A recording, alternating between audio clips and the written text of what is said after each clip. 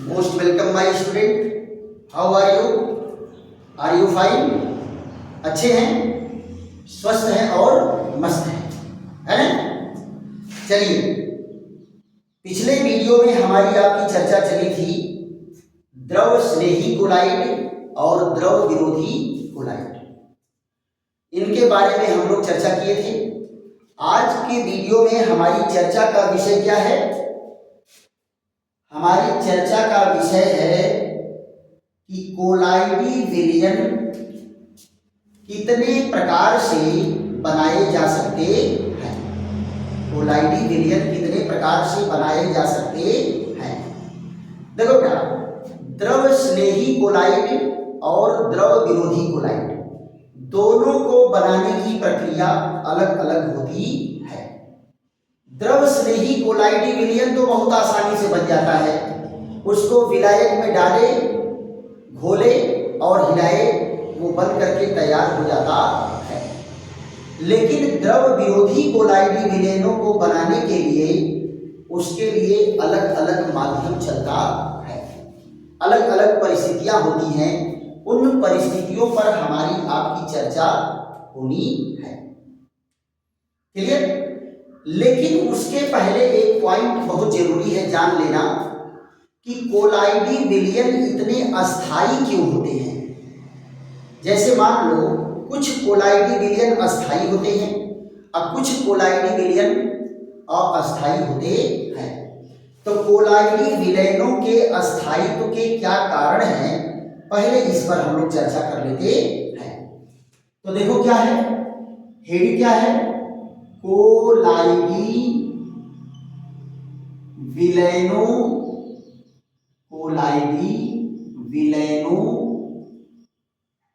के अस्थायित्व, कोलाइडी विलयनों के अस्थायित्व का कारण, अस्थायित्व का कारण, कोलाइडी विलयनों के अस्थायित्व का कारण कि कोलाइडी विलयन लंबे समय तक अस्थायी रूप में क्यों रह सकते हैं, इस पर हम लोग चर्चा कर लेते हैं। क्लियर? तो देखो बेटा, होता क्या है कि कोलाइडी विलयन कोई भी हो, उसमें कोलाइड कण के ऊपर कोई न कोई विशेष प्रकार का आवेश चिपका होता है। अगर धन आवेश है तो सभी कणों पर धन आवेश है, अगर ऋण आवेश है तो सभी कणों पर ऋण आवेश है। और एक ही प्रकार के आवेश होने के नाते ये कोलाइड के कण एक दूसरे को प्रतिकर्षित करते हैं और एक दूसरे को प्रतिकर्षित करेंगे, रिपेल करेंगे, दूर दूर धक्का मार के ले जाएंगे। तो न नजदीक आएंगे, न आपस में जुड़ेंगे, न इनका स्कंदन या अवक्षेपण होगा और ये लंबे समय तक बने रहते हैं। तो क्या कहेंगे, इसका कारण क्या है? कोलाइडी विलयन में, कोलाइडी विलयन में, विलयन में कोलाइड कण पर, कोलाइड कण पर कोई विशेष आवेश, विशेष प्रकार का आवेश अधिशोषित होता है, आवेश अधिशोषित होता है, जिसके कारण, जिसके कारण कोलाइड कण, जिसके कारण कोलाइड कण एक दूसरे को, एक दूसरे को प्रतिकर्षित करते हैं, प्रतिकर्षित करते हैं और एक दूसरे के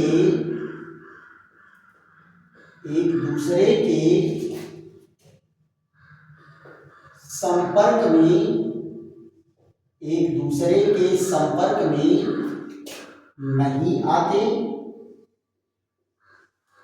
जिससे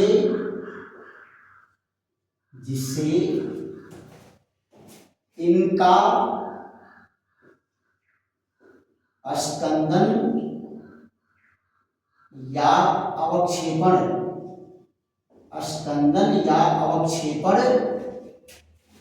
नहीं होता। स्कंदन या अवक्षेपण नहीं होता और लंबे समय तक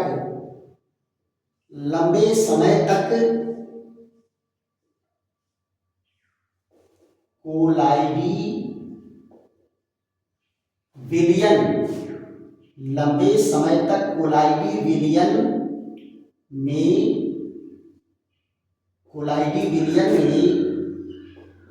बने रहते हैं। कोलाइडी विलयन में लंबे समय तक बने रहते हैं। राइट। देखो बेटा क्या कहा, कोलाइडी विलयन में कोलाइड कण पर कोई विशेष प्रकार का आवेश अधिशोषित होता है, जिसके कारण कोलाइड कण एक दूसरे को प्रतिकर्षित करते हैं और एक दूसरे के संपर्क में नहीं आते,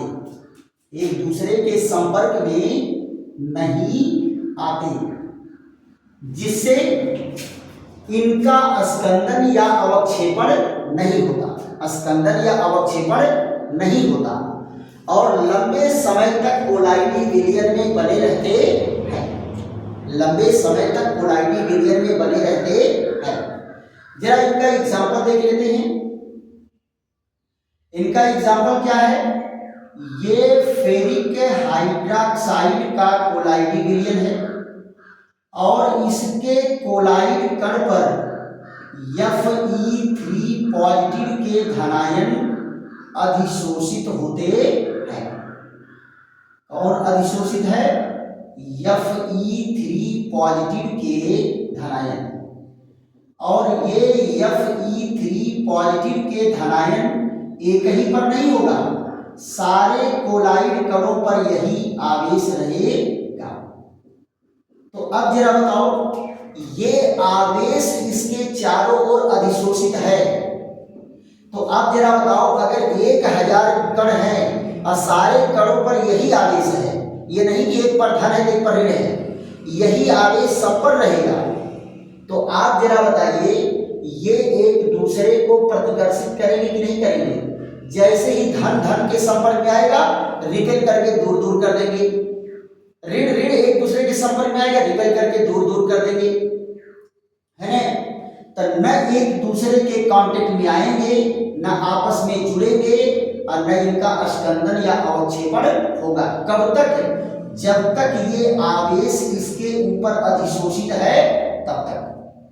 दूसरा एग्जांपल जरा देख लो, ये है आर्सेनियस सल्फाइड।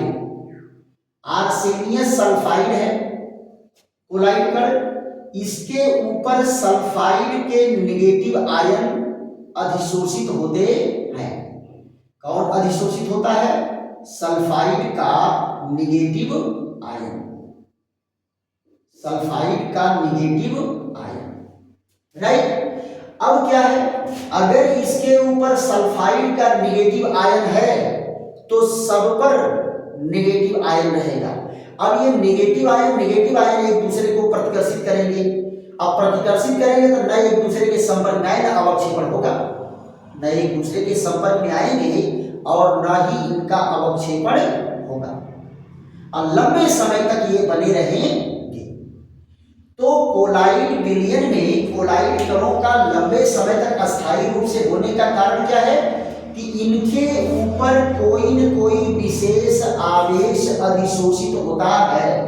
अधिशोषित माने चिपका रहता है, इसके सरफेस पर चिपका रहता है, जिसके कारण ये एक दूसरे के कांटेक्ट में नहीं आते, इनका अवक्षेपण नहीं होता और लंबे समय तक कोलाइडी विलयन के रूप में पड़े रहते हैं। क्लियर?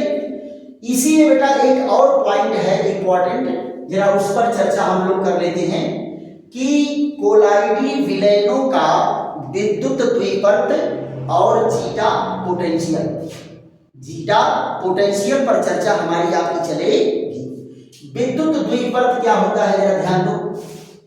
यहां एक बार स्क्रीनशॉट ले लो, उसके बाद फिर मिटा देते हैं।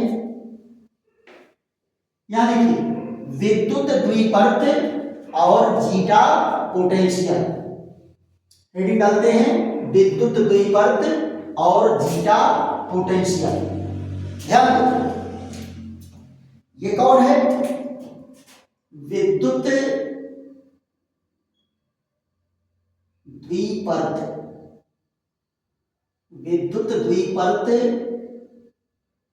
और जीटा पोटेंशियल। इसको क्या लिखते हैं बेटा? Zeta potential. जीटा पोटेंशियल अंग्रेजी क्या होती है? Electric double layer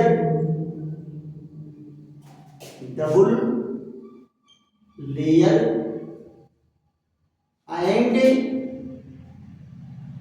zeta potential.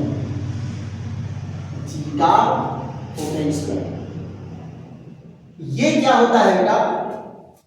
को आपको अभी मैं बताया हूं कि कोलाइडी विलयन में कोलाइड कण पर कोई न कोई विशेष प्रकार का आवेश अधिशोषित होता है, आयन अधिशोषित होता है। तो जरा ये बताओ वो आयन जहां से आया होगा उसका कोई विपरीत आवेश भी तो उसके विलयन में होगा। तो वो क्या करता है, इस आयन के चारों ओर जो है एकत्रित हो जाता है, जिससे एक जो है विद्युत द्विपर्त बन जाता है। कहां? कोलाइड कण के ऊपर। और इस विद्युत द्विपर्त के कारण जो आवेश उत्पन्न होता है उसे क्या कहते हैं? जीटा पोटेंशियल कहते हैं। तो क्या कहेंगे? यहां देखिए कोलाइडी विलयन में कोलाइड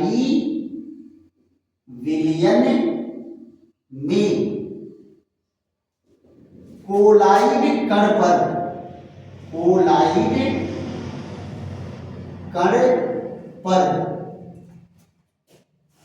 एक विद्युत द्विपर्त बन जाता है। विद्युत द्विपर्त बन जाता है, जिसके कारण एक विभवांतर उत्पन्न होता है। विभवांतर उत्पन्न होता है। विभवांतर उत्पन्न होता है। इस विभवांतर को ही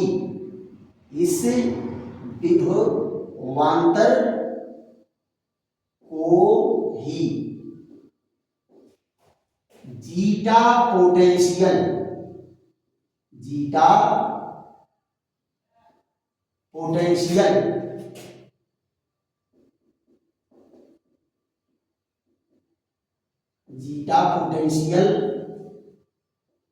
कहते हैं। देखो बेटा क्या कहा? कोलाइडी विलयन में कोलाइड कण पर एक विद्युत द्विपर्त बन जाता है, जिसके कारण एक विभवांतर उत्पन्न होता है। इस विभवांतर को ही जीटा पोटेंशियल कहते हैं। जरा ध्यान दो तो दो एग्जांपल लेकर के यहां भी देखते हैं। पहला एग्जांपल क्या है?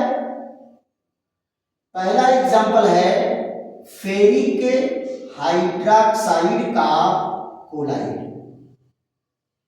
हाइड्रोक्साइड का कोलाइड। तो यहां पर जरा देखो, इसके चारों ओर कौन अधिशोषित है?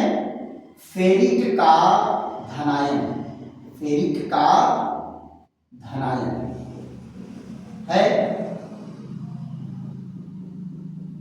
और फेरिक के धनायन के चारों ओर इसका जो ऋणायन है, फेरिक का ऋणायन है, वो कौन सा ऋणायन होता है? क्लोराइड। ये देखो, इनके चारों ओर ये क्लोराइड के ऋणायन अधिशोषित हो जाते हैं। लेकिन क्या है, क्लोराइड की जो परत बनती है वो अस्थायी परत होती है। लेकिन जो आयरन की परत बनी है, आयरन की परत अस्थायी परत होती है। या ध्यान, ये कौन है? ये अस्थायी परत है। और ये कौन है? अस्थायी परत है, जिसको विसरित परत भी कहते हैं। विसरित परत भी कहते हैं। आप जरा समझो, विसरित परत का मतलब क्या होता है? अगर कोलाइड का कण इधर जा रहा है तो ये पीछे छूट जाते हैं, और जहां जाकर के ये थोड़ा सा विश्राम लिया वहीं इसके चारों ओर घेर लेंगे, वहीं इसके चारों ओर फिर घेर लेंगे। यानी ये कण अगर आगे जा रहा है तो ये ऋणायन क्लोराइड के ऋणायन किधर जाएंगे? पीछे जाएंगे। इसीलिए इसको विसरित परत कहते हैं। और फिर क्या होगा? जहां जाकर के रुकेगा फिर इसके चारों ओर आकर के एकत्रित हो जाएंगे। तो आप जरा बताओ, ये जो है विद्युत द्विपरत बना कि नहीं बना? क्या बन गया? विद्युत द्विपरत, इलेक्ट्रिक डबल लेयर। और इस इलेक्ट्रिक डबल लेयर के कारण जो विभवांतर उत्पन्न होता है इसे ही जीटा पोटेंशियल कहते हैं। इसके कारण जो विभवांतर उत्पन्न हुआ उसे क्या कहते हैं? जीटा पोटेंशियल कहते हैं। जब धन और ऋण दो लेयर बनेगी तो उनके बीच विभवांतर उत्पन्न होगा ही होगा, और उसी विभवांतर को जीटा पोटेंशियल कहते हैं। इसी तरह से दूसरा एग्जांपल इसका देख लो। दूसरा एग्जांपल क्या है? आर्सेनियस सल्फाइड। ये देखो, इनके चारों ओर क्या होता है? इनके चारों ओर सल्फाइड के ऋणायन अधिशोषित होते हैं। कौन अधिशोषित होता है? सल्फाइड का ऋणायन अधिशोषित होता है, राइट। और ये सल्फाइड के ऋणायन के चारों ओर, सल्फाइड के ऋणायन के चारों ओर हाइड्रोजन का धनायन स्थित होता है। हाइड्रोजन का धनायन स्थित होता है। तो सल्फाइड का ऋणायन तो अस्थायी परत के रूप में एक्युमुलेट हो गया, एकत्रित हो गया। ये क्या बनाया? ये बनाया अस्थायी परत। और ये हाइड्रोजन वाली लेयर क्या बनी? अस्थायी परत। अस्थायी परत या विसरित परत, विसरित परत बना। और यहां देखो बेटा, इनके बीच भी जो विभवांतर उत्पन्न हो रहा है उसे क्या कहेंगे? Zeta potential. इनके बीच जो विभवांतर उत्पन्न हुआ इन दोनों परतों के बीच, उसे भी क्या कहेंगे? Zeta potential, right. तो आप विद्युत द्विपरत भी जान गए कैसे बनता है, और विद्युत द्विपरत के बीच विभवांतर भी उत्पन्न होगा, और जो विभवांतर उत्पन्न होगा वही जीटा पोटेंशियल है, राइट। बिल्कुल समझ में आ गया। तो अगर ये पॉइंट समझ में आए हैं तो खूब जो है लाइक करिए, शेयर करिए, सब्सक्राइब करिए और कमेंट भी करिए। क्यों? क्योंकि कमेंट करेंगे तभी हमको पता चलेगा कि सारी बातें आपको पूरा अगर नहीं समझ में आ रही तो कमेंट करेंगे तो और बेहतर ढंग से इसको प्रेजेंट किया जाएगा। Thank you.